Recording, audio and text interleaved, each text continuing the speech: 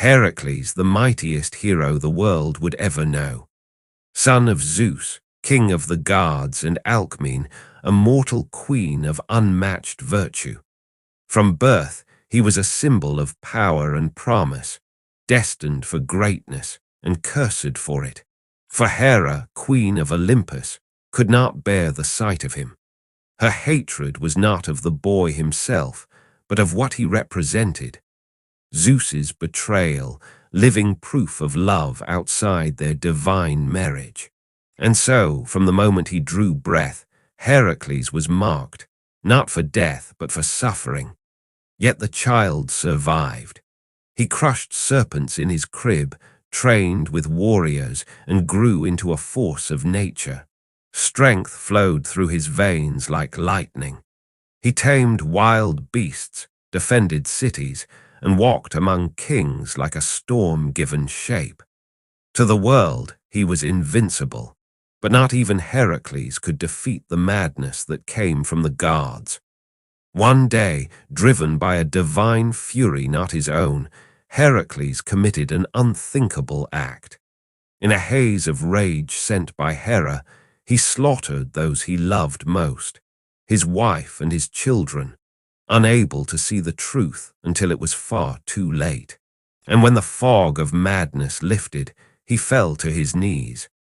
What strength could ever mend a soul torn by such grief? Seeking forgiveness, he journeyed to Delphi, where the oracle told him the path to redemption. He would serve his cousin, King Eurystheus, a weak man of royal blood, and obey his every command. 12 labors would be given, 12 impossible trials. Only through suffering, the gods declared, could Heracles be cleansed. Only through these labors could he hope to rise again.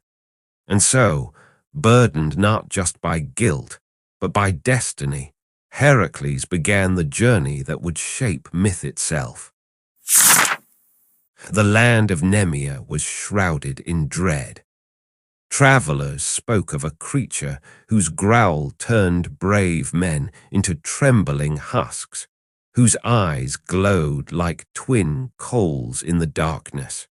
The Nemean lion, it stalked the hills and meadows of the region, dragging livestock and shepherds alike into its lair.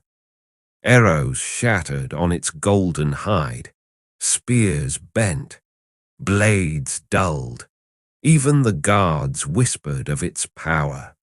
Heracles stood before the dense forest edge, breathing in the wild air.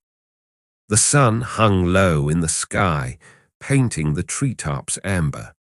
He was young, broad-shouldered, and calm in a way that unsettled others.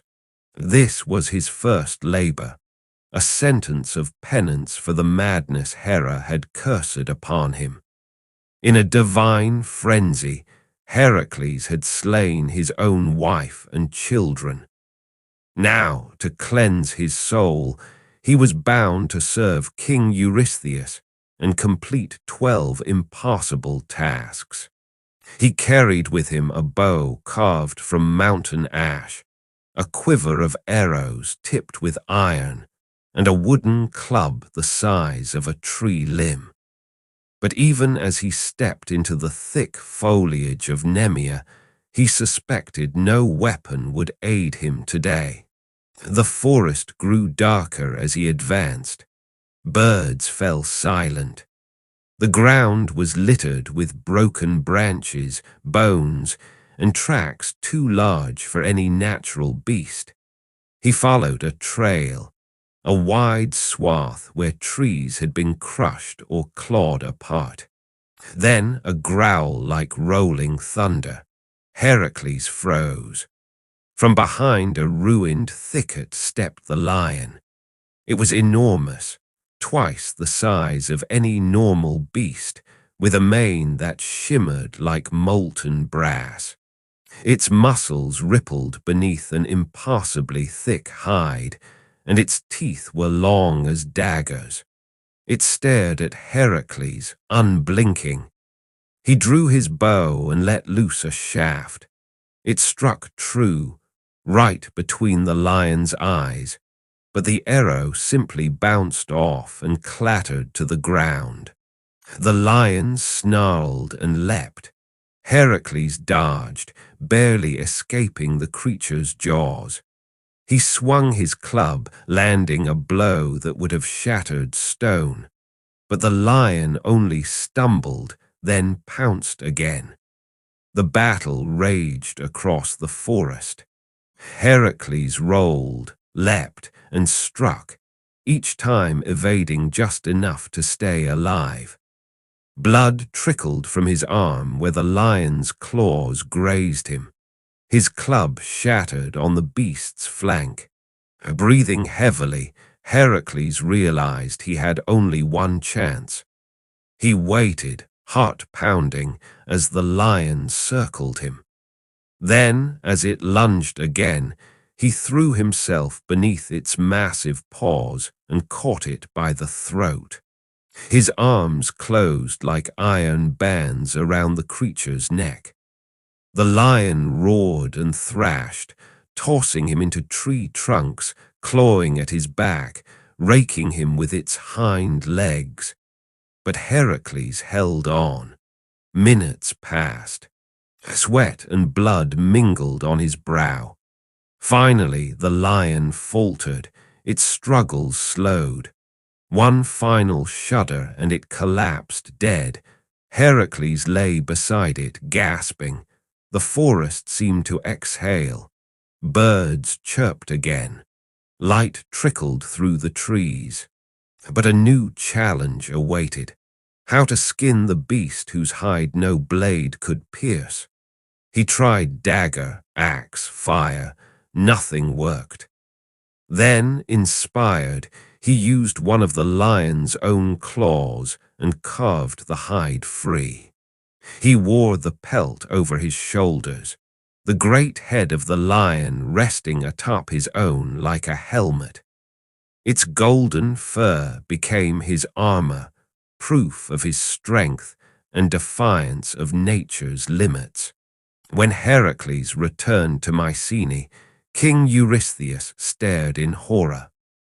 The lion's lifeless face still snarled atop the hero's head. The king retreated into a bronze jar and ordered that all future instructions be delivered from behind closed doors. But Heracles said nothing. He turned from the palace, lion's pelt swaying with every step, and awaited the next labor. Somewhere the guards watched in silence. One beast had fallen. 11 trials remained. The lion was dead. Its pelt now cloaked Heracles' shoulders, and the world had taken notice. Where once men whispered doubts about the Prince of Turins, they now murmured awe and unease. But glory was a heavy crown, and penance was not yet paid. No sooner had Heracles returned from the hills of Nemea than the next labor was thrust upon him, darker, crueler, and far more cunning. This time he would not face a beast of brawn alone, but one of corruption and endless rebirth. The marshes of Lerna simmered beneath a silver mist, foul with rot and whispers. Every man and woman in Argales avoided its banks. They spoke of a monstrous creature that slithered through the water like a shadow, whose breath withered trees and whose blood could kill a man with a drop. The Hydra, spawn of Typhon and Echidna, siblings to Cerberus and the Chimera, a nightmare born of the earth's hatred. Heracles stood at the edge of the bog, muscles tensed, nostrils flaring. His lion-skin cloak clung to his shoulders, damp with morning dew. The club on his back still bore the notches of his last battle, but he knew brute strength would not be enough this time.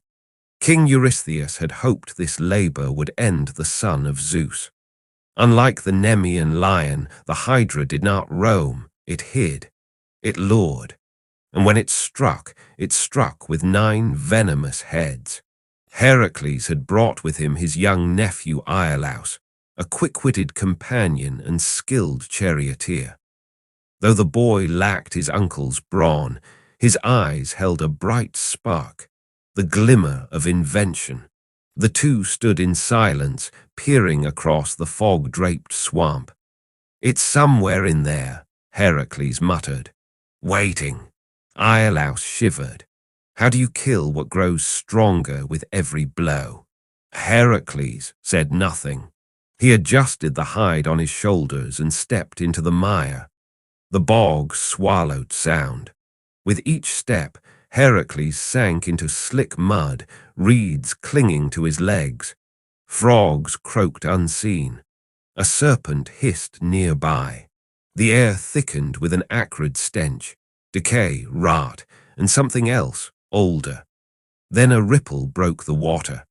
A massive form rose from the depths, black-scaled and glistening. 9 heads, long, snake-like necks crowned with snapping jaws, rose like towers above the swamp. Each head moved independently, hissing and rearing. The central head was larger, crowned with bone-like ridges, its yellow eyes fixed on Heracles with immortal hate. He didn't wait. With a roar, Heracles charged, swinging his sword in wide arcs. A head flew off, then 2. But with each severed neck, 2 more heads sprouted, writhing and shrieking. The creature's fury doubled. Iolaus cried out from the shore, "It's growing. Stop cutting." But Heracles was already engaged, his sword flashing, boots sliding in muck. The hydra coiled around him, one head lunging while another snapped at his heels. Its breath burned his skin. He staggered, vision blurred, the venom tainting the very air. He backed off, panting. Around him the new heads hissed. The hydra had 12 now. Then Iolaus ran forward, holding a torch he'd kindled with flint and dried moss. "Burn the wounds," he shouted. Heracles blinked and understood. He surged forward again, slicing ahead as Iolaus rushed in, pressing the flame against the stump. The wound sizzled, seared shut. No heads regrew. They moved as one, Heracles cutting, Iolaus burning. One head, then another. The hydra's scream was unearthly, the ground shaking beneath them. Finally, only the central head remained, the immortal one. It hissed and lunged, catching Heracles' arm in its teeth. Blood gushed, but Heracles didn't flinch. With a bellow, he slammed the head to the ground, again and again, until the skull cracked like a thunderclap. He buried the immortal head beneath a great stone, deep in the earth. The swamp fell silent. Heracles dropped to his knees, gasping, his arms slick with blood. Iolaus helped him up, eyes wide with awe and terror. They gathered the hydra's blood carefully, knowing its venom held power. Heracles dipped his arrows in it, one by one. From then on, even the lightest scratch from those barbs would bring death. When he returned to Mycenae, Eurystheus was furious. He claimed the labor did not count, for Heracles had received help. But Heracles said nothing. He simply turned away, arrows clinking at his side, the scent of venom lingering behind him. The second labor was done, but the poison of the hydra would not fade from memory. In the years to come, it would bring both victory and doom. Autumn rolled gently over the hills of Arcadia, brushing golden leaves from the branches like a painter dabbing color onto the land. The air was crisp and carried the scent of pine and frost. But Heracles, ever burdened, knew no season of peace. His brow was lined not with age, but with the weight of penance and the sharp urgency of divine obligation. No sooner had he returned from the swamps of Lerna, hydra blood drying in its clay vessel, than Eurystheus, still bitter, assign the next labor. This time it was not a beast of wrath or venom. No snapping jaws, no claws to rend or tear. Instead, Heracles was ordered to capture a creature of beauty and holiness, the Cyrenian hind. The hind was no ordinary deer. She bore golden antlers like polished sunfire, and her hooves shone like burnished bronze. Swifter than any arrow, she belonged not to men, but to Artemis herself, the virgin goddess of the hunt. To touch the hind was to risk divine retribution. To capture her alive was to tempt it. Heracles understood at once. This was not a test of strength. This was a test of restraint, patience, and reverence. One wrong move, and he would not face monsters or kings, but gods. He left Mycenae under a cold dawn, following rumors from wandering shepherds and forest dwellers. The hind had been seen at twilight, skimming across the surface of still lakes, her golden antlers glinting like distant stars. She moved with such grace, many doubted she even touched the ground. It was said she drank only from the cleanest springs, and that the trees themselves bowed as she passed. Heracles tracked her for weeks. Through thick pine forests, over rocky ridges, and across quiet glades, he moved in silence. He left his lion's cloak behind, its wild stink too strong for the delicate woods. He wore soft sandals, wrapped his club in cloth, and tied back his hair. He became the wind, present but unseen. He first saw her at dusk, a ghost among shadows. The hind stood beside a crystal stream, her muzzle dipping to drink. The moment his foot brushed a twig, her ears flicked. She raised her head, eyes wide, ancient and untouchable. Then she was gone, leaping into the trees like light scattering in mist. Heracles did not chase, he learned. By day he read the signs she left behind, pressed ferns, faint prints in the dew. At night he listened. For her breath, for the breaking of a branch, for the whisper of bronze hooves on stone. Slowly he came to know her rhythms. She was not a creature to conquer. She was a dance to follow. A year passed. The seasons turned, and still he trailed her. Never close, never far. Some days he glimpsed her across a clearing. Others he saw only the movement of golden antlers in the dusk. Then one morning, in the high foothills where the snow met the forest, the hind slipped on an icy slope. Only for a moment. But that moment was enough. Heracles did not lunge or shout. He moved like the mountain wind, silent and swift. As the hind struggled for footing, he threw a net spun of soft cords, blessed in the name of Artemis. The net fell gently, cradling her like a breath. She did not thrash. She simply stared at him, calm, aware, unafraid. Heracles bowed. "I do this not for glory," he whispered, "but for atonement. I will not harm you." He lifted her carefully, wrapping her in warm cloth and padding his shoulders. The bronze hooves did not kick. The golden antlers gleamed beneath the early sun, and together man and hind began the long journey back. But as they neared the river Ladon, a cold wind swept the glade. The light dimmed and the trees trembled. Then she appeared, Artemis, the goddess of the moon and the wild, her silver bow slung across her back, her eyes shining like twin stars over snow. Around her the forest stilled. Even the wind held its breath. Heracles knelt, setting the hind down gently between them.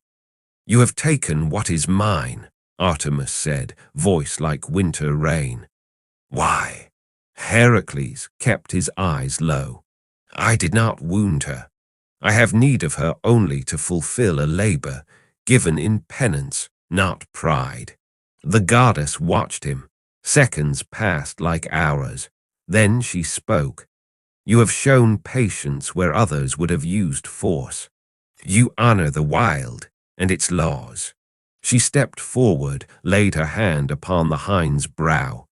Then, turning to Heracles, she said, Take her, show her to your king, but return her to these woods before the sun sets. She does not belong in chains. And so he did. Heracles carried the hind into Mycenae just long enough for Eurystheus to see, then turned at once and returned to the forests of Arcadia. He released her near the same spring where he first saw her drink. She stood for a moment, glancing back once, not in fear, but in farewell, before vanishing into the trees, golden antlers flickering between the branches like the last rays of day. The third labor was done. No blood had been shed, no battle won. But Heracles had proved that strength was not always measured in force. Sometimes it was in how gently a giant could hold the sacred. Winter gnawed at the highlands of Arcadia, its winds howling through pine and rock like wolves on the hunt. The snow came not as a blanket, but a punishment, sharp, biting, relentless. In the shadows of Mount Erymanthus, where even shepherds dared not tread, a new terror stirred. It tore up orchards with tusks the length of daggers and gored cattle for sport.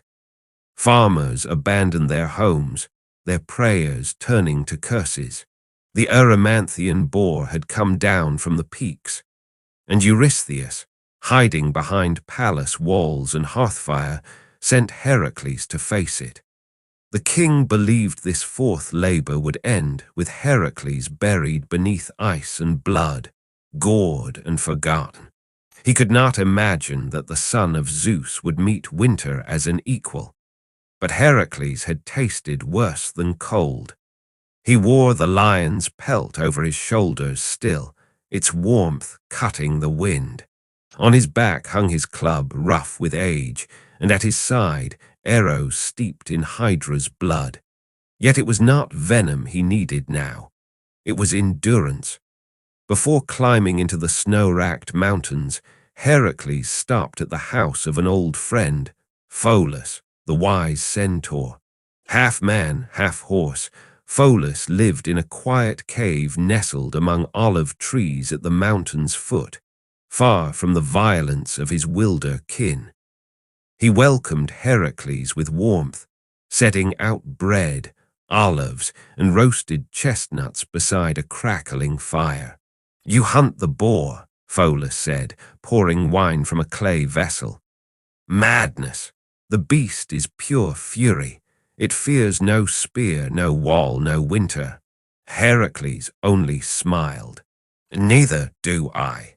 They dined long into the night, and Pholus, in an act of rare trust, opened a jar of sacred wine, meant only for the gods. Its scent drifted on the wind like incense, potent and divine. That was the mistake. Drawn by the scent, the other centaurs came. Not like Pholus, wise and gentle, but wild, drunken creatures, driven mad by the forbidden wine. They stormed the cave in a fury, hooves thundering, arrows flying. Heracles defended the cave, swinging his club with precision, unwilling to kill but unafraid to fight. The battle was chaotic. Howls, smoke, broken stone. In the struggle, Pholus took hold of an arrow tipped with Hydra's blood. Curious, he dropped it by accident, and the point pierced his foot. Even the smallest scratch was death. Pholus collapsed, eyes wide with confusion. Heracles knelt beside his fallen friend, sorrow tightening his chest. There was no saving him. The sacred wine, the madness, the accident, it had all unraveled so quickly. He built a pyre for Pholus the next morning, stacking it with cedar and pine, the scent rising into the frozen sky.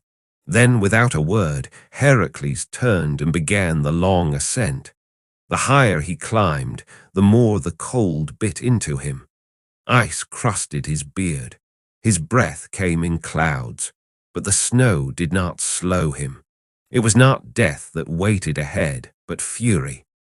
He found the boar above the tree line, rooting through frozen soil, its bulk like a boulder come to life.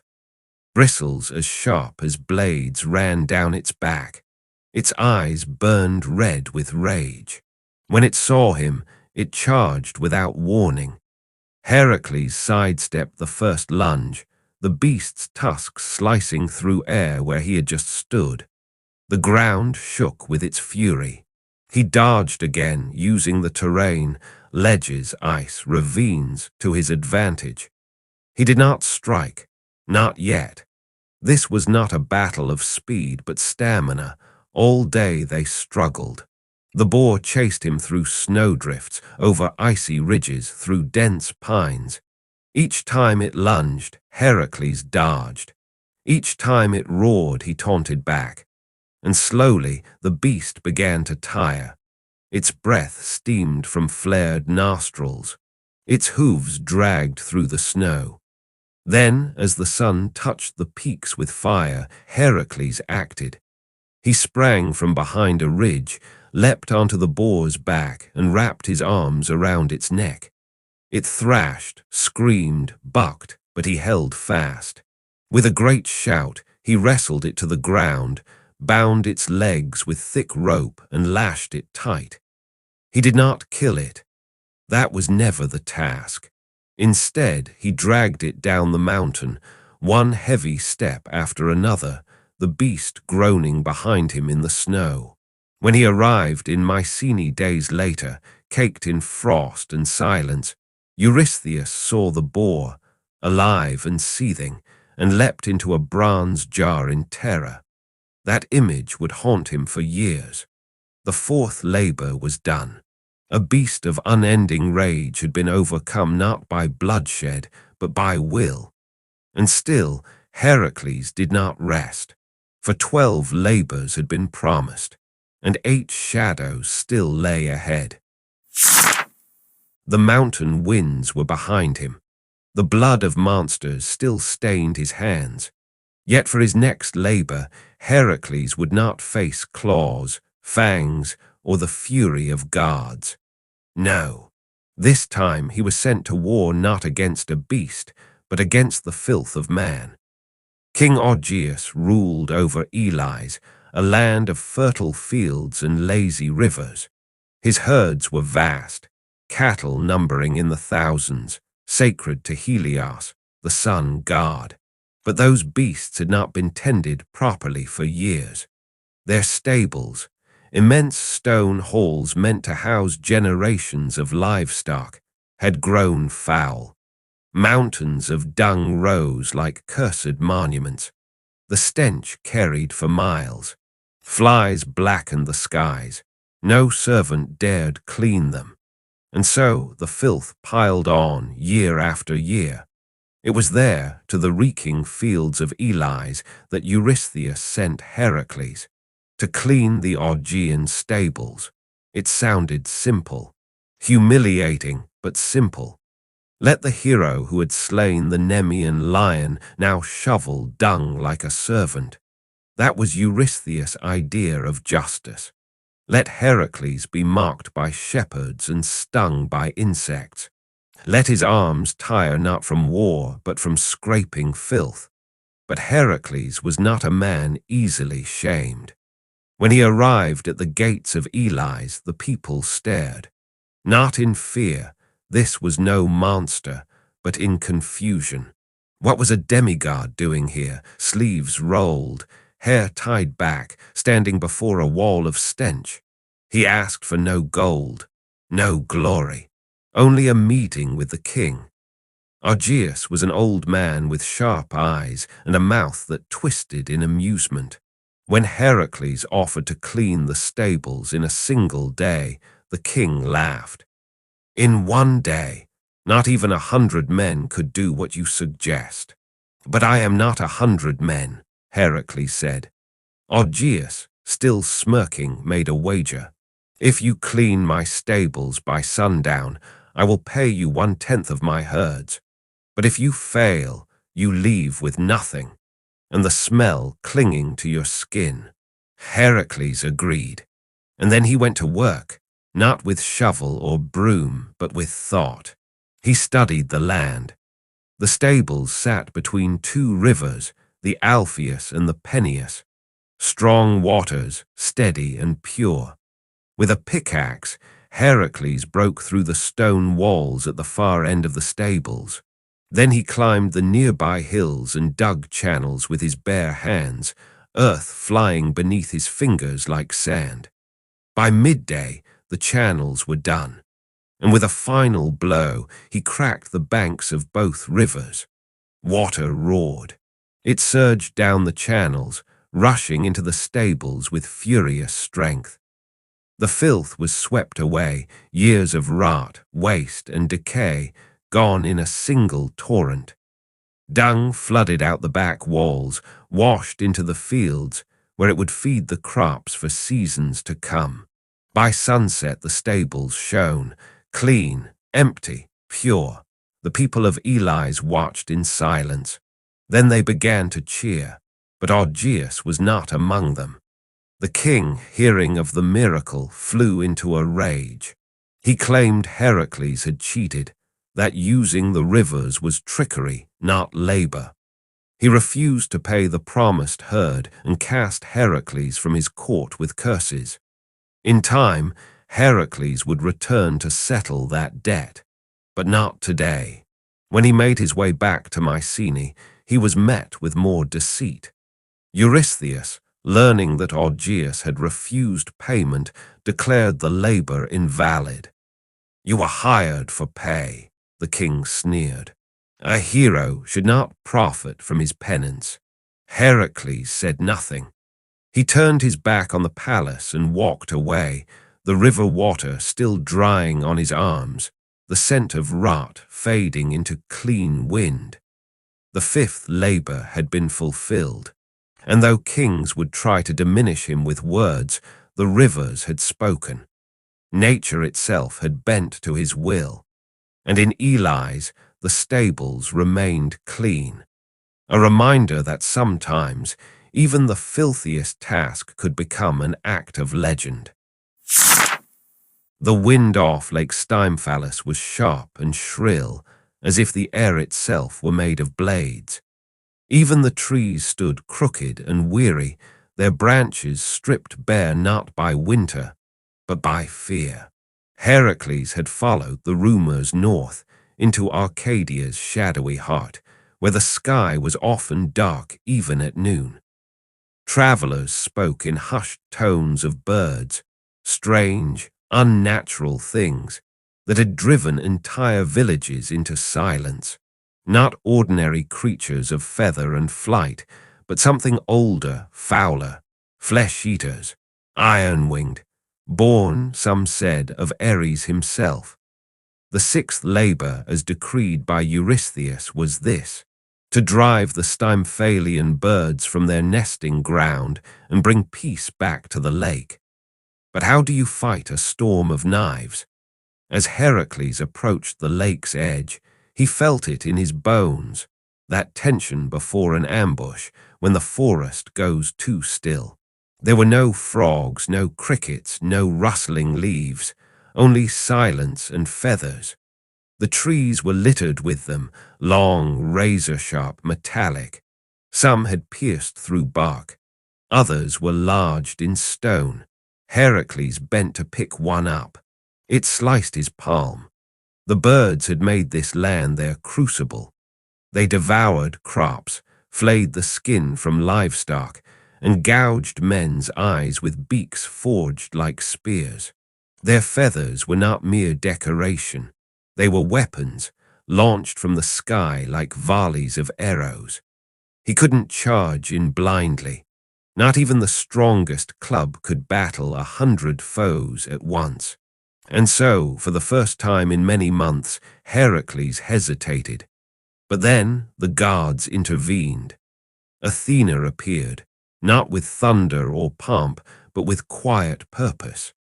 She placed in his hands a strange pair of bronze clappers crafted by Hephaestus himself. Hollow and heavy, they rang like struck shields, discordant and sharp. "Strike these in the glade," she said. "Let the sound wake the sky." Then she was gone. The next morning, Heracles stood at the edge of the marsh. Mist rolled off the lake like smoke from a dying fire. He took a breath, raised the clappers high, and brought them together with a crash. The sound was deafening, metal on metal, thunder beneath the earth. The birds screamed. They rose in a swarm, a living cloud of wings and beaks, bursting from the reeds with a fury that split the morning open. Their eyes glowed red.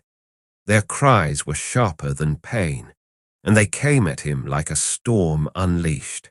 But Heracles stood his ground. He swung his bow from his shoulder, not just any arrows, but those tipped with Hydra's venom. He loosed the first.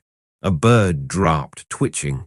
The second, another fell. A third, a fourth. But still they came, clawing the air, feathers raining down like poisoned snow. He moved through the marsh like a shadow, striking, ducking, loosing arrow after arrow. The Hydra's poison did its work, each shot a death sentence. Dozens fell, writhing. The others shrieked in terror and began to flee. They beat their wings harder, rising into the clouds, vanishing toward the sea, far from Arcadia, far from men. And then silence. The lake stilled. The reeds rustled. The trees, though broken and scarred, sighed as if exhaling a breath long held. Heracles stood in the clearing, the clappers silent at his feet. Around him lay the fallen, feathers still gleaming, their iron tips dulled now by death. He gathered what remained, a warning and a token, and turned from the lake. When he returned to Mycenae, Eurystheus blinked in disbelief. "You mean you didn't kill all of them?" he said, trying once more to deny the labor's worth. "No," Heracles answered, "only enough." He did not need to destroy every monster, only to restore balance. And at Lake Stymphalus, life had returned. The sixth labor was complete, not through brute force alone, but by sound, by flight, by divine wisdom and deadly aim. Across the Aegean Sea, under skies as bright as hammered bronze, lay the island of Crete, home of kings and labyrinths, myths and monsters. It was there that Heracles next turned his steps for his seventh labor, to capture the Cretan bull. It sounded simple, capture, not kill. But nothing in Heracles' life was simple, not when gods pulled the strings. The bull had once been a gift from Poseidon to King Minos of Crete, majestic, white as sunlit foam, and meant for sacrifice. But Minos, greedy and proud, kept the creature for himself, hoping to impress both men and gods. Offended by the betrayal, Poseidon cursed the bull, driving it mad with divine rage.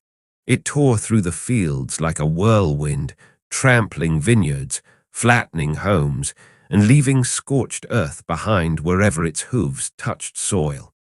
Its breath came like fire. Its eyes glowed like forge coals. Even the bravest Cretan hunters would not go near it. And so, Heracles was sent to capture it. He arrived in Knossos with little ceremony, just his lion's pelt, his club, and the scent of sea salt in his hair. The palace of Minos stood like a carved crown on a hill, its walls ancient with pride. Minos received him with narrowed eyes, a thin smile on his lips. "You've come for the bull?" the king asked. "I have, and you won't kill it." "Not unless I must." Minos laughed, as if entertained by the idea. Then the fields are yours, and the beast. He gave no help. Heracles left the palace and walked to the hills beyond the city, where wild olive trees clung to the cliffs and the sea below roared like a trapped god. The ground here bore scars, hoofprints like craters, blackened trees, crushed stone. Then he saw it. The bull stood atop a rise, silhouetted against the setting sun. Its hide shimmered white gold, luminous even at dusk. Its horns curled like ivory scimitars, and steam rose from its nostrils. It saw Heracles. It did not run. It charged. Heracles braced himself as the earth thundered. The bull came like a falling star, hooves gouging the earth, breath blazing. At the last second, Heracles shifted, avoiding the full brunt of its fury. The horn caught his side, ripping through the lion pelt, but he held fast, one arm around the beast's neck, the other grabbing its horn. The struggle was titanic. The bull bucked, roared, thrashed. Dust rose around them in choking clouds. Heracles was thrown once, twice, landing hard each time. Blood from his arms streaked down his chest, but he kept rising. He would not yield. With a growl, he leapt upon the bull's back, forced its head down, and locked his arms around its throat. It stumbled, raged, kicked, but his grip was iron. Slowly, breath by breath, the bull's rage softened. Its hooves slowed.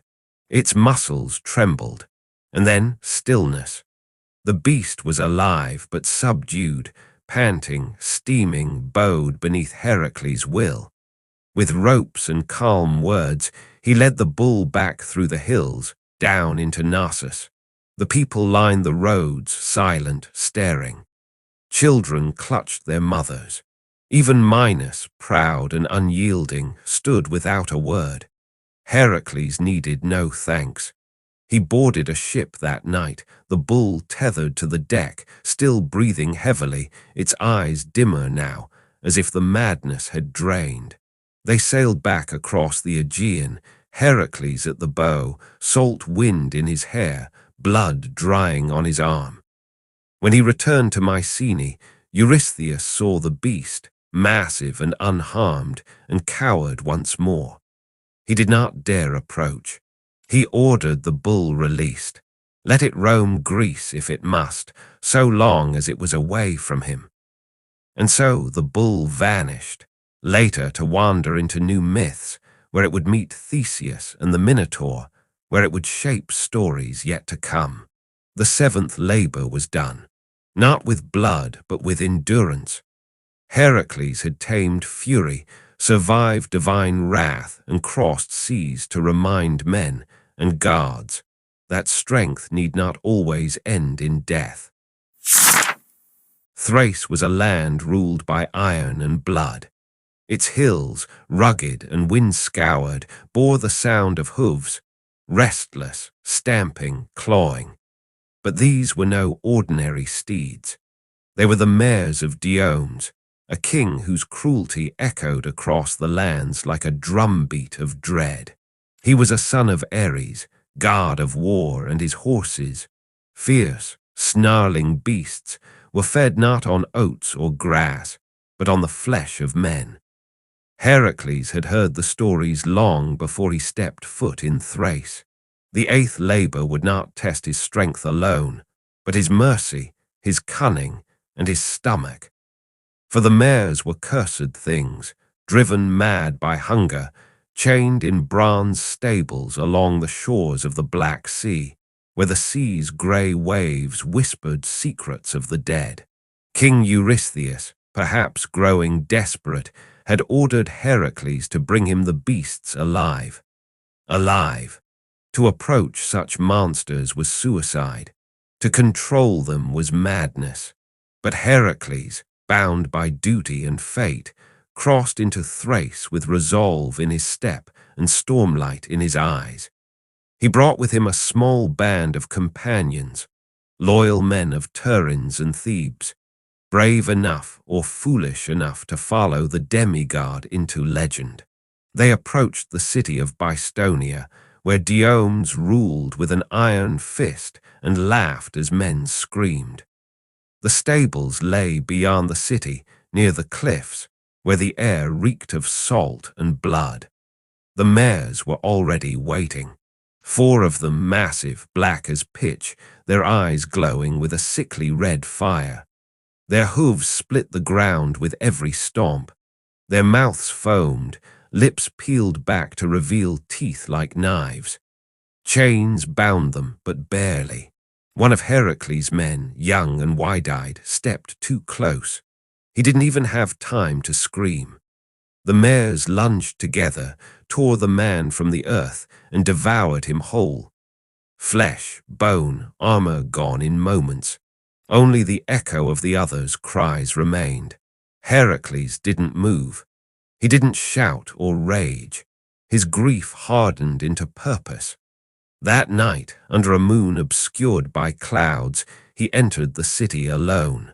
Diomes was in his palace, drunk on wine, surrounded by courtiers and sycophants.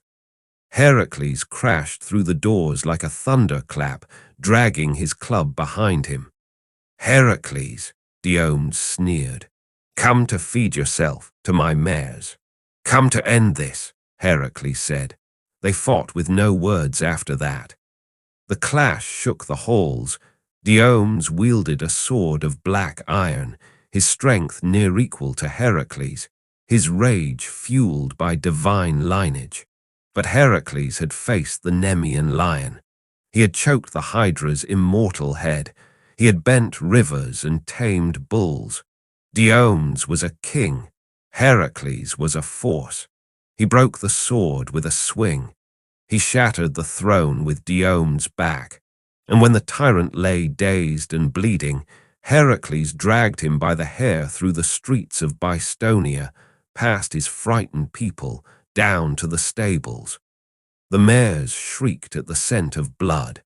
Heracles flung Diomes to them. "Eat," he said. They did, and in their feeding something changed. The curse broke. The madness in their eyes ebbed. Their breath slowed. The fire in their veins dimmed to embers. They became still wild, still powerful, but no longer monstrous. Heracles approached, calm and unflinching.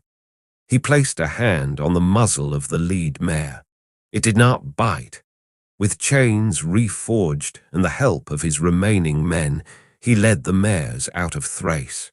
The people of Bystonia watched in silence, unsure whether to mourn or rejoice. When Heracles returned to Mycenae, the mares in tow, Eurystheus shrieked and leapt into a great bronze jar to hide. "Again, I did as you asked," Heracles said. "They are yours." Eurystheus dared not take them. He ordered the horses released.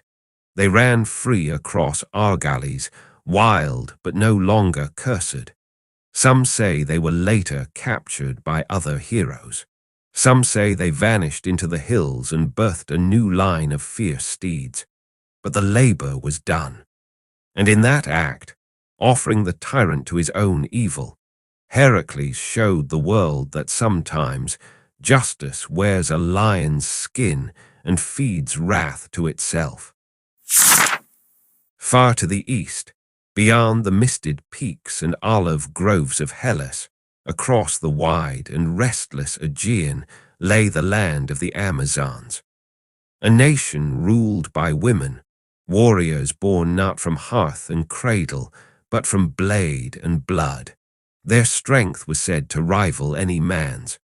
Their loyalty was to each other, and their queen, Hippolyta. She was no ordinary sovereign.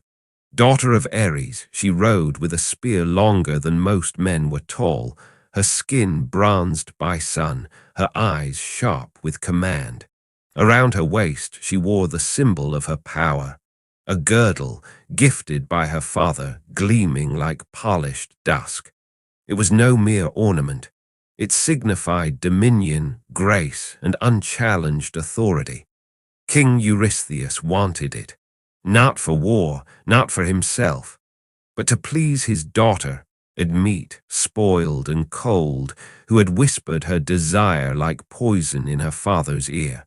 So Heracles was sent, the ninth labor, to retrieve the girdle of Hippolyta, take it by diplomacy, deception, or force. He sailed with a company of heroes, Theseus among them, and other men who had fought beside him in previous battles. The sea was rough with storms, as if Poseidon himself disapproved. The journey took weeks. At last, the sails caught wind near the shores of Themyscira, the Amazon stronghold. Heracles expected resistance. But when they landed, no arrows rained from the trees. No warriors charged from the hills. Instead, a delegation awaited them, tall women with fierce eyes and spears in hand. Among them was Hippolyta. She rode a white stallion, her girdle gleaming in the sun. Her expression was calm, curious. "You are Heracles," she said. "I am," he replied. "You've come for my girdle." "I have." Silence stretched between them. Then, unexpectedly, Hippolyta dismounted and stepped forward.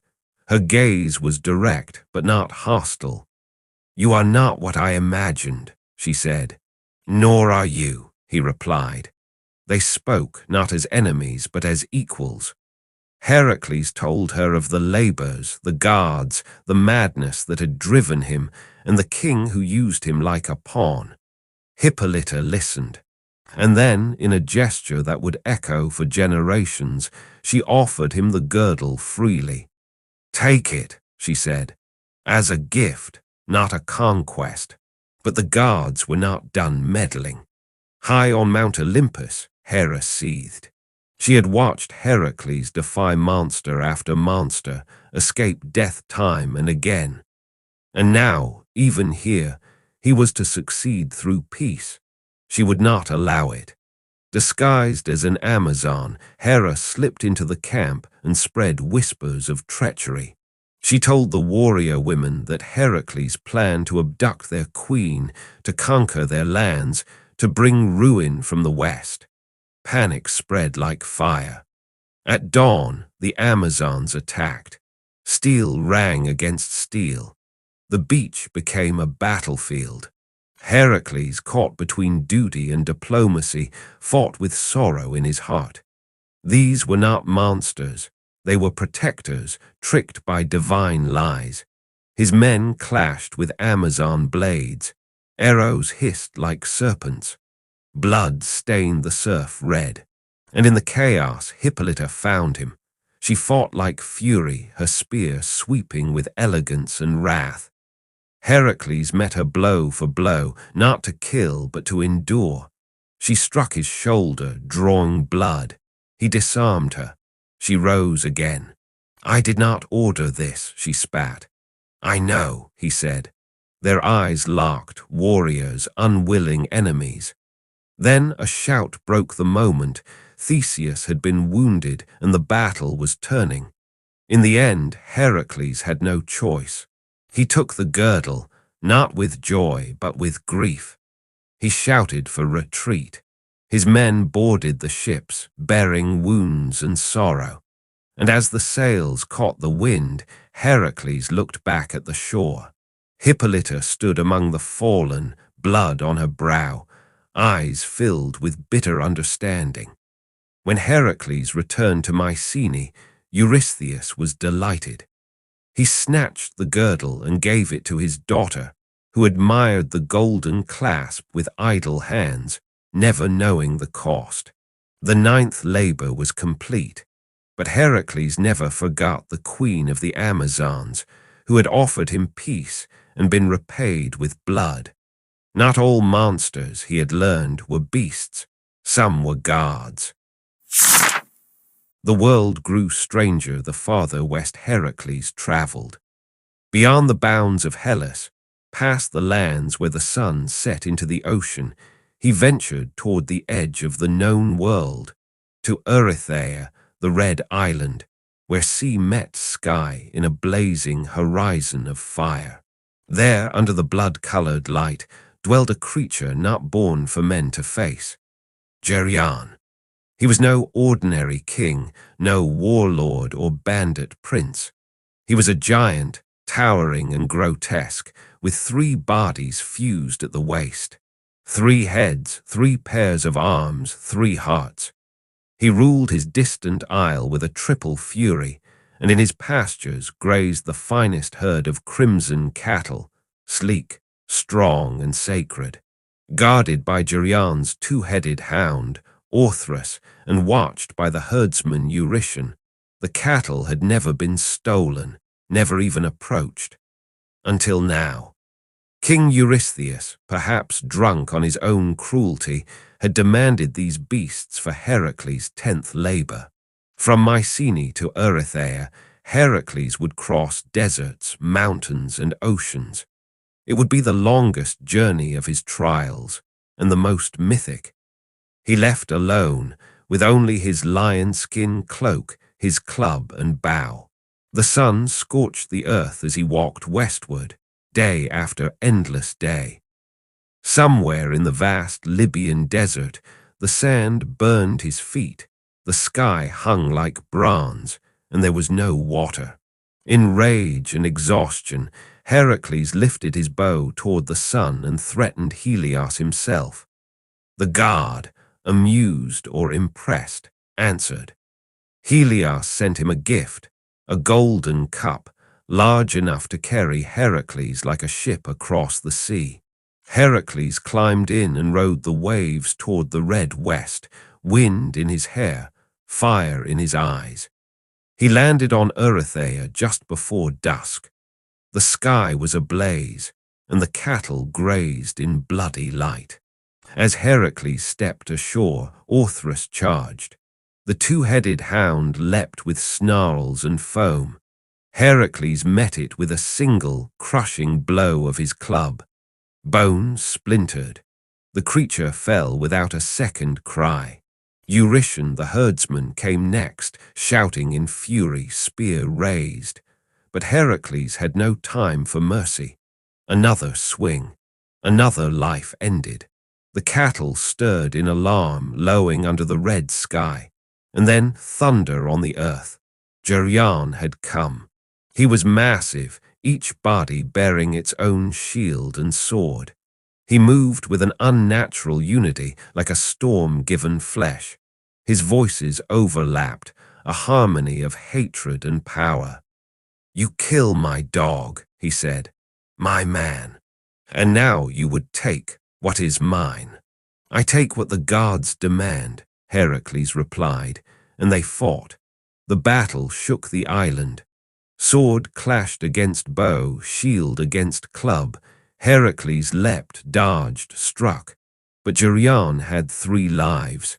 When one arm faltered, 2 more rose. When one voice screamed, the others roared. Blood spilled. Heracles staggered.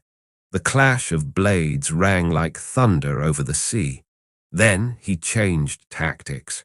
With a cry to the heavens, Heracles drew an arrow, one he had dipped in the Hydra's venom long ago and let it fly. It struck Geryon's side, then another and another. The poison spread through each heart, burning from within. Geryon fell. His 3 bodies hit the ground like felled trees, his mouth gasping, his hands grasping the air. Silence returned. Heracles herded the crimson cattle, guiding them into the golden cup. He sailed back across the sea, eastward through the currents, over lands scorched by sun and tailies of ore. On the way he faced trials still, bandits, guards, and Hera's ever-watchful sabotage. At one point, she scattered the herd across the mountains of Thrace. But Heracles pursued them all, relentless and patient, until the last bull was caught. He returned to Mycenae, sunburned and scarred, leading the red-coated herd before Eurystheus. But the king, ever conniving, claimed even this labor did not count, for Heracles had accepted help from Helios. The hero said nothing. He had traveled to the edge of the world and back. He had slain a creature of threefold might. What was a coward king's decree to such a man? The 10th labor was done, and still the gods demanded more. Only 2 labors remained, but this one would carry Heracles beyond the realm of mortal paths, into myth itself. Eurystheus had grown desperate. Heracles had wrestled monsters, bent rivers, broken tyrants, and defied death. But surely, he could not steal from the gods. The next labor, bring back the golden apples of the Hesperides. No man knew their true location. These apples, said to gleam like stars and grant immortality, hung in a hidden garden far to the west, some said at the very edge of the world. The grove belonged to Hera, tended by her handmaidens, the Hesperides, daughters of twilight who sang to the blossoms as they bloomed. But it was not them Heracles had to fear. Coiled around the tree, bound to its roots, was Ladon, the serpent dragon with 100 heads. Each head spoke in a different tongue. Each eye burned with sleepless flame. He never left the tree. He never slept.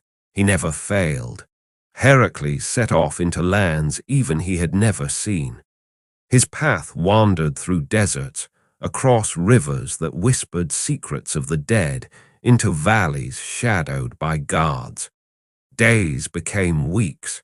Weeks blurred into legend. On his journey, he met strange kings and stranger creatures. He slew Antaeus, the giant who drew his strength from the earth, lifting him high into the air and crushing him. He passed the garden of Prometheus, where the Titan lay bound in eternal torment. There Heracles paused. Each day, an eagle descended to tear Prometheus' liver from his body. Each night, it regrew. For stealing fire, the gods had condemned him to agony. Heracles saw the suffering in the Titan's eyes, not just pain, but loneliness. Without a word, he raised his bow, notched a poisoned arrow, and loosed it. The eagle fell from the sky, dead before it struck the ground. Prometheus gasped. You have freed me. I need your guidance, Heracles said. The Titan, grateful beyond words, told him how to reach the garden and how to take the apples. You must not fight Ladon, Prometheus warned. You must outwit the sky. For guarding the garden was another being. Atlas, father of the Hesperides, doomed to hold the heavens upon his shoulders. Only he could pass into the grove without fear. So Heracles went to the foot of the great mountain, where Atlas groaned under the weight of the sky. Help me, Heracles said. Fetch the apples. Atlas laughed bitterly. And leave my burden to you. I can bear it for a time. There was a silence. Then slowly Atlas stood tall. The heavens groaned. Heracles stepped forward and took the sky upon his shoulders. It was no metaphor, no dream. The weight crushed his spine, burned his muscles, twisted his bones. But he endured, gritting his teeth, his knees trembling but unbent. Atlas was gone for what felt like days. When he returned, he held 3 golden apples in his hands, glowing like captive suns. But the Titan's smile was strange. Thank you, Atlas said. I will take these to Eurystheus myself. You can stay here, holding the sky forever. Heracles said nothing at first. Then, with a calm voice, he replied, Of course, but please hold it for just a moment so I may adjust my cloak. Atlas, pleased with his own trickery, agreed. The moment the sky passed back onto Atlas's shoulders, Heracles snatched the apples and turned. "I am not as foolish as I am strong," he said, and he left the Titan shouting into the wind. With the apples in hand, Heracles returned once more to Mycenae. Eurystheus gaped at their glow, so radiant that even he dared not touch them. He tried to keep them, but the guards intervened. The apples belong to Hera, and none may steal from the guards without cost. So Heracles returned them to Athena, who flew them back to the sacred garden beneath the setting sun. The labor was done, and one final task remained. But in Heracles' eyes there was a change. He had held the heavens. He had walked among titans and stolen light from the guards. What else could death throw at him? The stars had changed since Heracles first began his penance. He had slain beasts, wrestled giants, tricked titans, and stared down the wrath of gods. Now, with 11 labors behind him, only one remained, one last test, not of strength or cunning, but of spirit. Eurystheus had saved the cruelest command for last. Descend into Hades. Bring back Cerberus, the hound of the underworld. It was not just a task. It was a dare, a sentence. Few mortals had entered the realm of the dead and returned whole. Most never returned at all. Cerberus was no mere dog. He was the three-headed guardian of the gates, a beast of black flame and bone, born of Echidna and Typhon.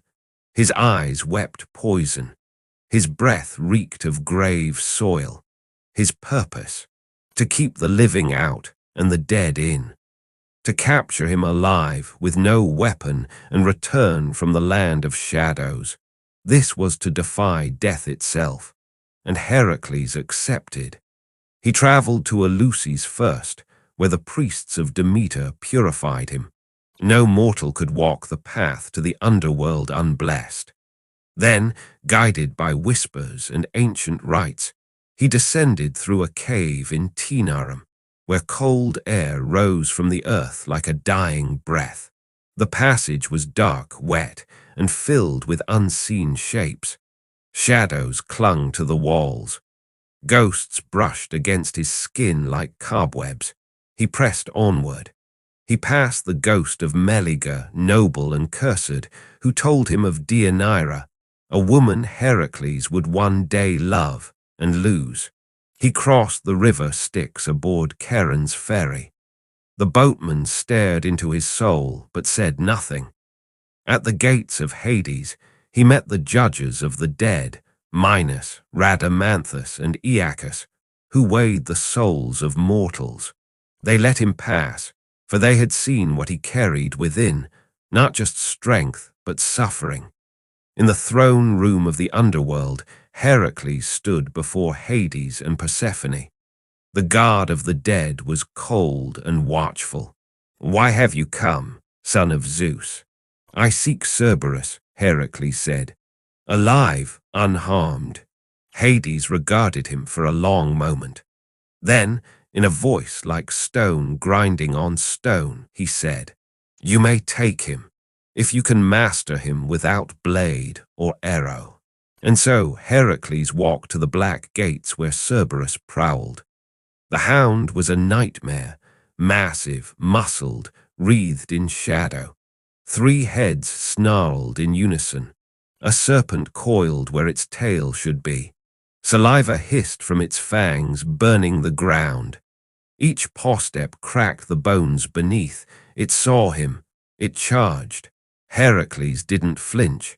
He dropped his club, removed his bow, and when the beast lunged, he met it head-on. He grappled with it, one head biting his arm, another his leg, the third snapping at his throat. Pain exploded through him, but he held fast. His muscles bulged. He wrapped his arms around its necks, pinning the heads one by one. The serpent tail lashed his back. Blood soaked his lion skin cloak. Still, he did not let go. With a roar that shook the very pillars of the underworld, Heracles drove the beast to the ground. He whispered nothing, no curse, no prayer, just breath, grit, will, and slowly Cerberus stopped fighting. It growled low and wary, but it no longer thrashed. It bowed its heads. It had been tamed, not by violence, but by a strength deeper than muscle, the strength to endure. Hades watched in silence. Then, with a nod, he allowed Heracles to leave, with the beast at his side. The hero led Cerberus up from the underworld, through winding caverns and back into the light of day. The people of Mycenae screamed and fled at the sight. Eurystheus hid in a jar, trembling. Heracles said nothing. He had completed every task, faced every terror. He returned Cerberus to Hades as promised, alive and unharmed. And just like that, the 12 labors were done. But the story of Heracles was far from over. His name would echo across ages. His pain would not end with glory. The Hydra's venom would still flow. The gods had more to claim. But in that moment, as he stood between two worlds, Heracles was not just a man. He was legend.